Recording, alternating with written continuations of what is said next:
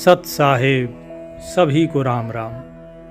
ब्रह्मचर्य जीवन से निकलते ही अगला जो आश्रम आता है वो है गृहस्थाश्रम, जिसमें व्यक्ति विवाह करता है और विवाह के लिए जरूरत होती है एक उत्तम जीवन साथी की।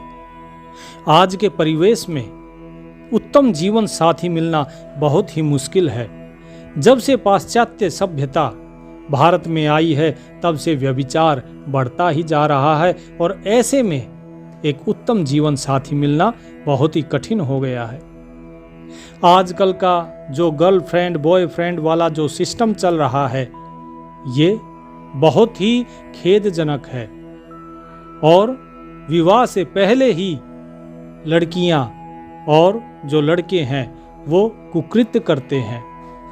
तो इसलिए जीवन साथी चुनते समय बहुत सावधानी बरतनी होगी, क्योंकि बहुत से समाचार आपने देखे होंगे, सुने होंगे, जहां पर आए दिनों ये खबर आती है कि आज एक विवाहिता ने अपने प्रेमी के साथ मिलकर पति की हत्या कर दी।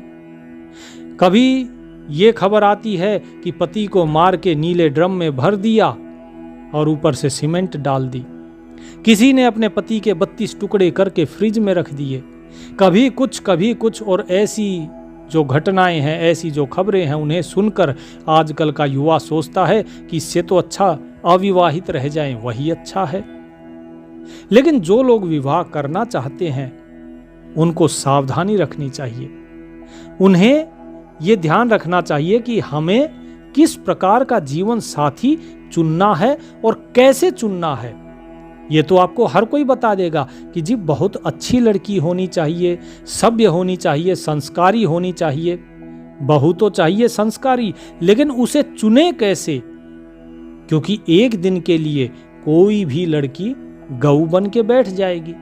माता पिता बोलेंगे अरे हमारी तो जो लड़की है वो गऊ है जी, एकदम गऊ। अब उस गऊ के सींग निकले हुए हैं या बिना सींग की है, ये तो बाद में पता लगता है जब विवाह हो जाता है। तो कबीर साहब कुछ बातें बताते हैं कि विवाह कैसी लड़की से करना चाहिए, तो उस बात पर अगर आप अमल करेंगे तो बाद में होने वाली परेशानियों से आप बच जाएंगे। तो जीवन साथी को उसको जब चुने तो चयन करने से पहले कुछ चीजें हैं जिन पर आपको बारीकी से नजर डालनी चाहिए। अक्सर होता क्या है कि हम जब भी जाते हैं अपने बच्चों के लिए बहू देखने, वधू को चुनने के लिए, या लड़का जाता है अपने लिए देखने के लिए लड़की, तो अक्सर हम कहां अटकते हैं? हम अटकते हैं सुंदरता पर। सुंदरता हर एक को मोहती है और माया की सबसे बड़ी जो चाल है वो है सुंदरता। आज के समाज में हर कोई, चाहे कोई कितना ही भद्दा, कितना ही कुरूप क्यों ना हो, लेकिन वो अपने आप को सुंदर दिखाने की कोशिश करता है। इसीलिए डेंटिंग पेंटिंग करके सभी लोग चलते हैं। घर से जैसे ही बाहर निकलते हैं तो लोग सोचते हैं कि सारी दुनिया सिर्फ हमें ही देखे, हम ही सुंदर लगे। तो जरा सोचिए, जब आप विवाह के लिए जाएंगे तब क्या वो सुंदर है कि नहीं है? क्या वो डेंटिंग पेंटिंग करके नहीं बैठेंगे? तो सुंदरता को उतनी प्राथमिकता मत दीजिए। हाँ, यदि लड़की सुंदर है तो ये एक अतिरिक्त गुण है, ये एक बोनस पॉइंट आप कह सकते हैं, लेकिन सिर्फ सुंदरता पे मत जाइए। दूसरी चीज जो होती है वो है लड़की का चरित्र। अब बात आती है कि सिर्फ लड़की का ही चरित्र क्यों, लड़के का चरित्र क्यों नहीं? लड़के का जो चरित्र है उस पर भी ध्यान देना चाहिए, लेकिन यदि लड़की का चरित्र है वो ज्यादा मायने रखता है। कारण ये होता है क्योंकि लड़का कहीं भी जाए, घूम फिर के उसे आना घर पे ही होता है। वो अपने घर को छोड़ के कहीं और जा नहीं सकता। लेकिन यदि लड़की घर से बाहर निकली तो उसके लिए जहां भी वो जाए वो ही उसका घर हो जाता है। तो इसीलिए लड़की का जो है चरित्र वो लड़के की बजाय अधिक मायने रखता है। हालांकि चरित्रवान दोनों को ही होना चाहिए। दुष्चरित्र या व्यभिचार ये किसी को नहीं करना चाहिए। तभी विवाह जो है उसके अंदर आनंद आता है, नहीं तो वो विवाह नहीं होता, वो ब्याह हो जाता है। विवाह वो है जिसमें वाह वाह है, और ब्याह वो है जिसमें दुख भरी आह आह है। तो इसीलिए मैं विवाह और ब्याह दोनों का अलग अलग परिभाषा इस प्रकार करता हूं। अब कबीर साहिब क्या बताते हैं?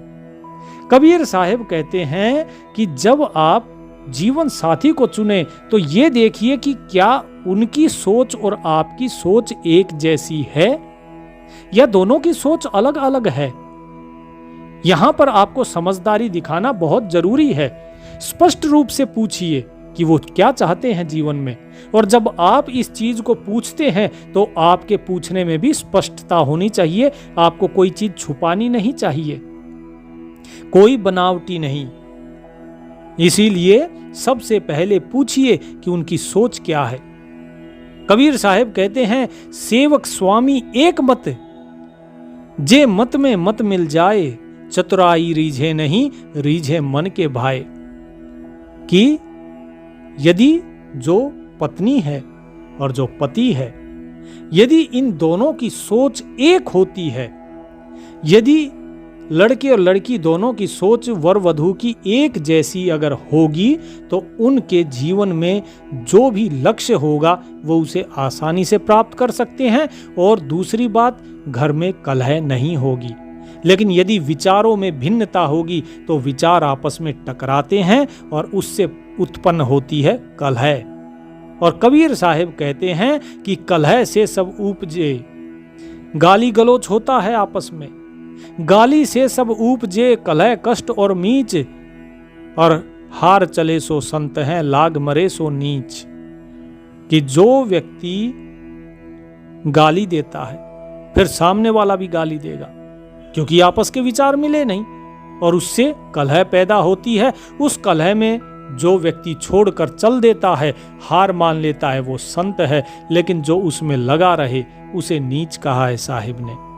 लेकिन हर कोई अपने अहम की तुष्टि के लिए हार नहीं मानना चाहता। वो चाहता है इस बहस को मैं जीतूं, और कलह बढ़ती जाती है। तो साहिब कहते हैं दोनों का एक ही मत होना चाहिए। जैसा मत पति का है वही मत, वही सोच पत्नी की भी होनी चाहिए। यदि जो लड़की है उसकी सोच लड़के से मिलती है तो यह बहुत ही उत्तम संकेत है।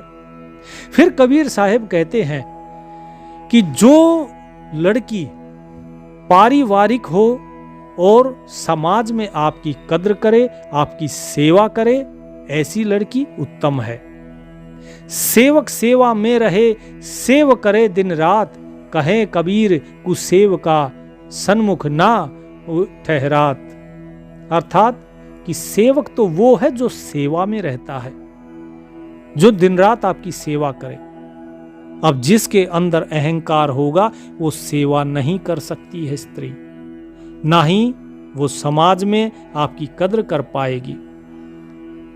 वो लोगों से किस प्रकार से बात करती है, इस चीज को जरूर देखिए। एक बार एक लड़का गया था लड़की देखने के लिए, तो उस लड़के ने क्या देखा?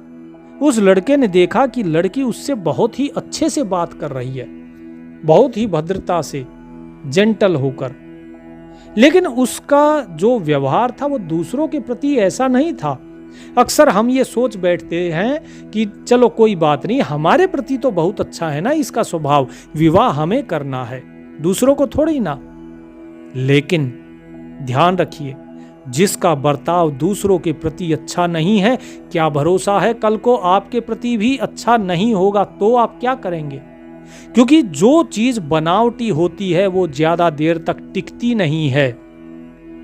इसीलिए जब भी आप जाकर देखते हैं लड़की को, तो ये ध्यान रखिए कि उसके स्वभाव में विनम्रता है कि नहीं है, उसके स्वभाव में समझदारी है या नहीं है, उसको किस प्रकार से तोलेंगे। पहली चीज, उसके साथ बातचीत कीजिए, और बातचीत करते करते कुछ ऐसी चीज, ऐसा कार्य कीजिए जिससे या तो वो भड़के और जब वो भड़के या किसी चीज का उसको बुरा लगे जो मतलब वो नहीं चाहती, इस प्रकार का यदि आप कोई काम करते हैं तो जाहिर सी बात है कि वो नाराज होगी, और जब नाराज होगी तो वो किस प्रकार से उस स्थिति को संभालती है वो देखने लायक होती है। उसके स्वभाव में विनम्रता होती है, वो समझदारी से काम लेती है, या फिर वो झगड़ा करती है, या वो नाराज होती है, किस प्रकार से वो अपनी प्रतिक्रिया देती है, ये बहुत जरूरी है। तो ये है उसको परखने का तरीका कि वो विनम्र है या फिर समझदार है। जो समझदार होगी वो कभी भी समाज के अंदर मतलब पब्लिकली आपको कुछ नहीं कहेगी, वो शांति से घर आएगी, घर पे आके बात करेगी। तो ये सभी चीजें समझदारी की निशानी होती है। अब बात आती है कि 1-2 दिन तो हो जाता है, लेकिन उसको परखे कैसे, क्योंकि जब लड़की देखने जाएंगे तो 1 ही 2 दिन देखने जाएंगे। तो आपको जब पूरा जीवन जिसके साथ निकालना है तो उसे 1-2 दिन में मत देखिए, उसे धीरे धीरे मिलिए। और इतना ही नहीं, अपने मित्र के साथ जाकर मिलिए। अब आप कहते हैं कि अपने मित्र के साथ क्यों? तो इसके पीछे कारण है, और कारण है दूसरा चरित्र का। जब कोई व्यक्ति अपने दोस्त के साथ जाके मिलता है, और दोस्त भी अगर आपका अच्छा खासा है, सही बढ़िया पहनावा और स्मार्ट है, तो और भी अच्छी बात है, क्योंकि जो भी लड़की चरित्रहीन होगी वो आपकी तरफ ज्यादा तवज्जो ना देके आपके मित्र की तरफ देखेगी। ये पहचान करने का तरीका है। इतना ही नहीं, यदि आपका मित्र आपके साथ में नहीं है, आप कहीं रोड पे खड़े होकर बात कर रहे हैं, तो जो लड़की चरित्रहीन होगी वो आपसे बात करते करते उसकी नजरें इधर उधर रहेंगी। जो भी आसपास से लड़के गुजर रहे हैं वो उनको देखेगी, उनकी तरफ ध्यान देगी, चाहे बात आपसे करती रहे लेकिन उसकी आंखें उधर रहेंगी। ये कुछ एक चीजें हैं कि किस प्रकार से उसको परखा जाए।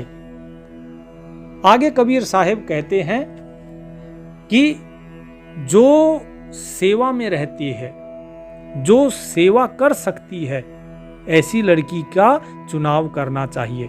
क्योंकि जो सेवा नहीं करता वो क्या करते, वो बहाना बना के खिसकने की कोशिश करता है। साहिब कहते सेवक सेवा में रहे, सेव करे दिन रात, कि वो दिन रात सेवा कर सकता है। और जो सेवक नहीं है वो आपके सामने नहीं ठहरेगा। कहें कबीर कुसेवका सन्मुख ना ठहरात, कि वो आपके सामने नहीं ठहरेगा। जैसे कि अब आप बोलोगे जी सेवा का कैसे, तो इसके पीछे आप ये तर्क कर सकते हैं, इस प्रकार से आप परीक्षा ले सकते हैं कि जैसे कि आपको सर दर्द हुआ या कुछ और दिक्कत है या उल्टियाँ, कुछ भी आप बहाना बना सकते हैं। सर दर्द तो आप नहीं बता सकते ना, कोई देख नहीं सकता कि हाँ भाई सर दर्द है कि नहीं। बुखार आप कहेंगे तो देखेगी सामने वाली कि अरे बुखार तो नहीं है। सर दर्द का बहाना बनाइए, उल्टियों का बहाना बनाइए, कुछ और बहाना बनाइए, उसमें उसकी प्रतिक्रिया क्या होती है, उस प्रतिक्रिया को देखिए तो आपको पता लगेगा कि वो सेवा कर सकती है या नहीं कर सकती।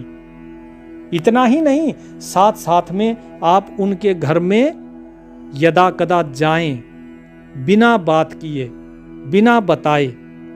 अब एकदम से बाहर तो कोई निकालेगा नहीं, लेकिन उस समय उसकी क्या प्रतिक्रिया होती है, वो किस प्रकार से व्यवहार करती है, ये चीज उनके पड़ोसी बता देंगे। आस पड़ोस से इस चीज की जरूर शिनाख्त कर लें, क्योंकि ये आपके पूरे भविष्य का सवाल है।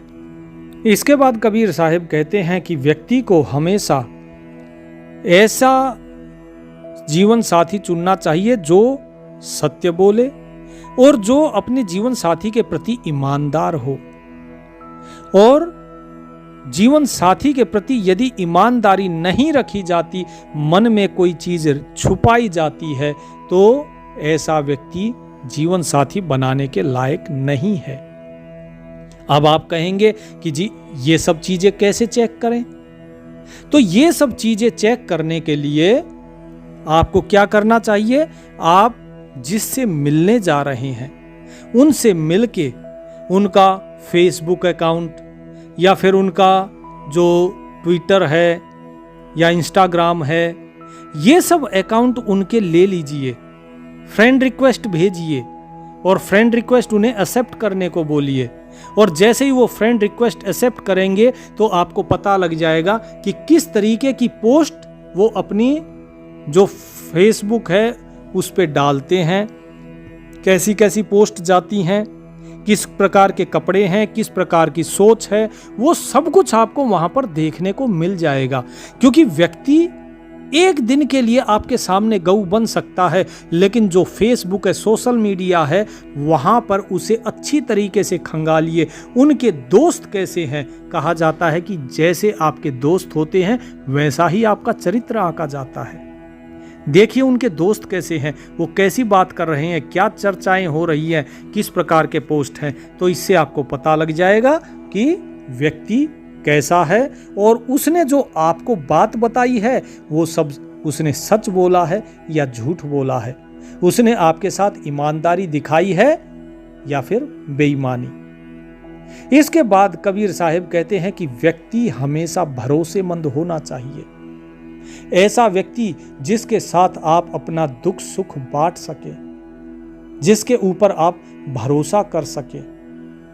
ऐसा भरोसेमंद व्यक्ति मिलना बहुत ही मुश्किल होता है, क्योंकि आज के समय में लोग बाहर के ही नहीं अपने घर के भी, जब कोई आप गलत निर्णय लेते हैं तो पहले उसकी काट करना, पहले आपको ताने मारना शुरू कर देते हैं बजाय आपको सांत्वना देने के। साहिब कहते हैं ऐसा कोई ना मिला जासे कहूँ दुख रोए, और जासे कहिए भेद की सो फिर बैरी होए। कि ऐसा कोई नहीं मिलता इस संसार में जिससे मैं आपकी अपनी दुख की बात कह सकूं, मेरे मन में जो पीड़ा है मैं किसी को बता सकूं। जिससे भी मैं अपना भेद कहने जाता हूं वो मेरे उस भेद का फायदा उठाता है और वापस मेरा ही बैरी हो जाता है। उस भेद को, उस गुप्त रहस्य को वो मेरे ही विरुद्ध फिर उपयोग करता है। तो साहिब की ये बात हमेशा ध्यान रखिए। तो कबीर साहिब कहते हैं कि भाई जो भी करो ध्यान से करो, जिसको भी कुछ बताओ पहले भरोसा देखो कि क्या वो व्यक्ति भरोसेमंद है। यदि वो भरोसेमंद नहीं है तो उससे कभी भी कोई भेद की बात नहीं कहनी चाहिए। और इसके लिए आपको एक काम करना है, ये जानने के लिए आप उसे कुछ ऐसी बात कहिए जो सत्य ना हो, लेकिन उसके बावजूद वो ऐसी हो जिसे कि सामने वाला पचा ना पाए। यदि सामने वाले ने पचा ली वो बात और घूम फिर के वो बात आप तक नहीं पहुंची तो समझ लीजिए कि आप भरोसा कर सकते हैं। लेकिन यदि वही बात उसके घर वालों के पास पहुंची, उसके घर वाले आपको फोन करके बोले बेटा लड़की ऐसे ऐसे बोल रही थी, तो समझ लीजिए कि उसने बात बता दी है और भेद खुल गया है, तो इसका मतलब आप उस पर भरोसा नहीं कर सकते हैं। कबीर साहब कहते हैं कि जो पतिव्रता होती है वो कभी भी पति की बात को इधर से उधर नहीं करती। उसका प्रेम केवल अपने पति के अंदर ही होता है। उसका समर्पण होता है कि जैसे पति रखेगा मुझे वैसे ही रहना है। कबीर साहब कहते हैं पतिव्रता मैली भली काली कुचल करूप, पतिव्रता के रूप पर वारो कोट स्वरूप। कि जो पतिव्रता होती है चाहे वो मैली ही क्यों ना हो, चाहे वो सुंदर नहीं हो, वो काली हो, वो कितने ही मतलब फटे पुराने वस्त्रों में क्यों ना हो, चाहे वो कितनी ही कुरूप क्यों ना हो, भद्दी क्यों ना हो, लेकिन यदि वो पतिव्रता है तो ऐसी पतिव्रता के ऊपर मैं करोड़ों करोड़ सुंदर जो सुंदरियां हैं उनको वार सकता हूं। इस संसार के सारे जितने सुख हैं उन सुख को त्याग सकता हूं यदि कोई पतिव्रता है उसके ऊपर, क्योंकि पतिव्रता मिलना सहज नहीं होता। उसके बाद साहिब कहते हैं कि अगला जो गुण है जो आपको देखना चाहिए वो देखना चाहिए कि क्या आवश्यकता पड़ने पर उसका जो स्वभाव है वो सहयोगी है या नहीं, क्या वो दूसरों का भला करती है या नहीं करती है। सूरा सो पहचानिए जो लड़े धनी के हेत, पुरजा पुरजा कट पड़े तऊ न छाड़े खेत। कबीर साहब कहते हैं कि जो सूरवीर होता है वो होता है जो दीन के प्रति लड़ाई लड़े, जो अपने धनी के प्रति लड़े, चाहे उसका पुरजा पुरजा क्यों ना कट जाए लेकिन तब भी वो साथ ना छोड़े। तो इसी प्रकार जो लड़की आप देखने जा रहे हैं वो ऐसी होनी चाहिए जो आपका हर परिस्थिति में साथ निभाए। दुख हो, सुख हो, बीमारी हो, बुढ़ापा हो, सब चीज़ों में आपका साथ निभाए। और ऐसी स्त्री के लिए कबीर साहब बताते हैं कि ऐसी स्त्री को समझना थोड़ा सा मुश्किल है। इसके लिए आपको अगर समझना है तो आप ये देखिए कि वो बाहर के लोगों के साथ कितनी विनम्र है। किसी को उसके पास भेजिए कि उससे जाकर मदद मांगे, उसके बाद वो किस प्रकार का बर्ताव करती है, वो मदद करती है कि वो नहीं करती है, ये सारी चीजें आपको दिख जाएगा। इसके लिए आपको किसी और की मदद लेनी होगी।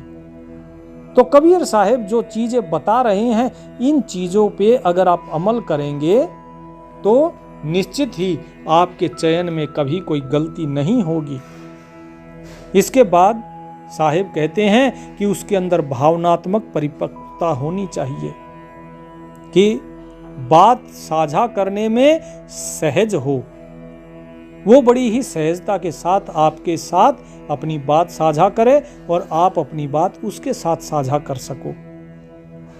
क्योंकि यदि वो आपके साथ अपनी बात साझा करती है तो इसका मतलब उसका आपके प्रति विश्वास है।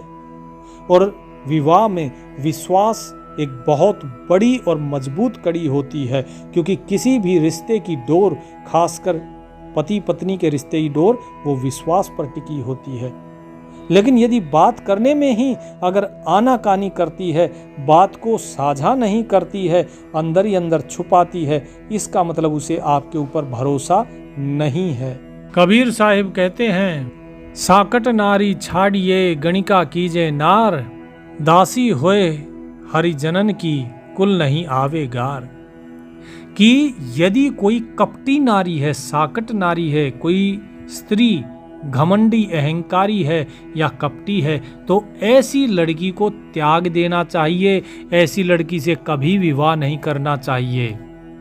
अहंकारी लड़की से कभी भी विवाह ना करो। उससे तो अच्छा अगर कोई नाचने गाने वाली भी है, लेकिन वो अगर हरि की भक्त है, संतों की भक्त है, तो उससे विवाह आप कर सकते हो। कहने का अर्थ है, चाहे छोटी जाति वाली लड़की से आप विवाह कर लो, लेकिन यदि कोई बड़े कुल की लेकिन अहंकारी या कपटी है तो उसके साथ कभी भी विवाह नहीं करना चाहिए। क्योंकि उसका जो अहंकार है वो धीरे धीरे बढ़ता जाएगा। और आज आप अगर ये सोचे कि भाई ये तो जो है बड़ी सुंदर है, ये जो है मेरे साथ बड़े अच्छे से पेश आती है, लेकिन अगर वो दूसरों के साथ अहंकार दिखा रही है तो इसका मतलब वो अहंकार कल को आपको भी निगलेगा। कल को वो, आज तो वो बनावटी आपके साथ बैठी है, कल जब विवाह हो जाएगा तो फिर वो आप ही की छाती पे मूंग दलेगी। तो इस चीज का ध्यान रखिएगा। इतना ही नहीं, आप दोनों की एक जैसी रुचियां हों। अगर रुचियां आपकी एक दूसरे के जो इंटरेस्ट है, हॉबी है, अगर वो मेल खाती हैं तो भी और उत्तम बात है, ताकि आप दोनों का जो समय है वो अच्छे से व्यतीत हो। और रही बात अब जो आप काम करते हैं, आप कमाते हैं, उस कमाई के अंदर वो संतुष्ट रहती है या नहीं रहती है, ये एक बहुत बड़ा विषय है। तो इसीलिए साहिब कहते हैं कि उसको संतुष्ट होना बहुत ज़रूरी है, क्योंकि संतोष अगर नहीं है तो वो आपको परेशान करेगी। क्योंकि आपका जो काम है जिससे आप धन कमा रहे हैं उससे उसे संतुष्टि नहीं है और उसकी तृष्णा बढ़ती जाएगी। तृष्णा सींची ना बुझे दिन दिन बढ़ती जाए, जावासा का रूख जूं घना मेह कुमलाए। कि जितना ज्यादा उसे आप देते रहोगे उसकी तृष्णा उतनी ही बढ़ती जाएगी। ये एक लालची स्त्री की निशानी होती है, इसीलिए कभी भी लालची स्त्री के पीछे नहीं जाना चाहिए, क्योंकि ये जरूरी नहीं है कि जो आज आपके साथ है और केवल धन का लालच है जिसे, उससे आपसे प्रेम होगा।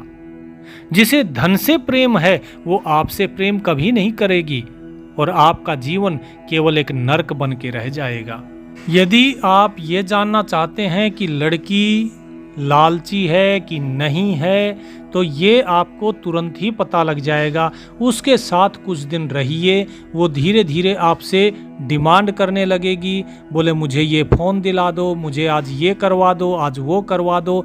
कभी भी इस प्रकार की तृष्णाओं को तूल न दें, क्योंकि विवाह से पहले व्यक्ति ये सोचता है अरे वाह मेरे पास गर्लफ्रेंड है, अरे मेरी तो शादी होने वाली है इससे, कोई बात नहीं, आज मांग रही है तो दिला देता हूँ। नहीं, क्योंकि यदि इस प्रकार की चीज़ों को आपने तूल दिया तो विवाह के बाद फिर बहाना ये होगा कि विवाह से पहले तो आप बहुत कुछ कहते थे, आप बहुत कुछ दिलाते थे, अब कुछ नहीं करते हो, और उसके बाद आपका जो जीवन है वो फिर जीने लायक नहीं रहेगा। फिर आप सिर्फ ताने ही सुनते रह जाओगे।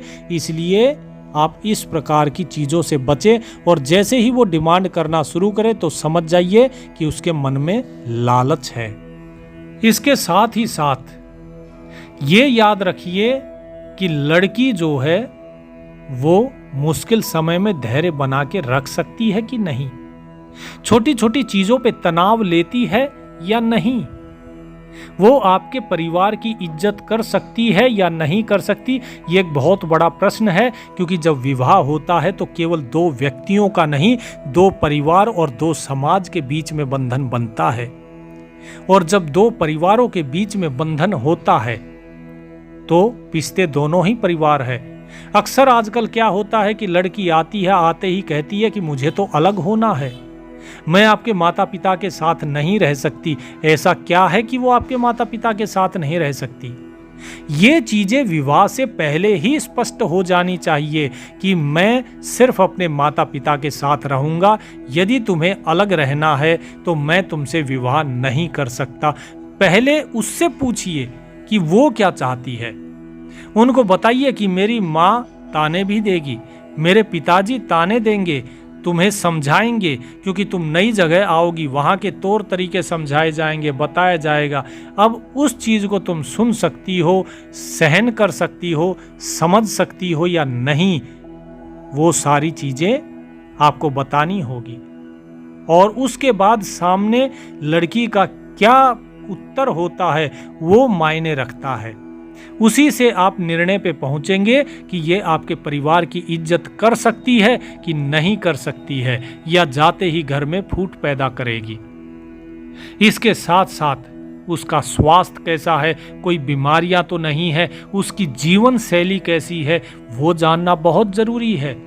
कहीं कोई स्मोकिंग तो नहीं करती, बीड़ी सिगरेट तो नहीं पीती, दारू तो नहीं पीती, क्योंकि आजकल के समाज में लड़कियां ये सब करने लग गई हैं।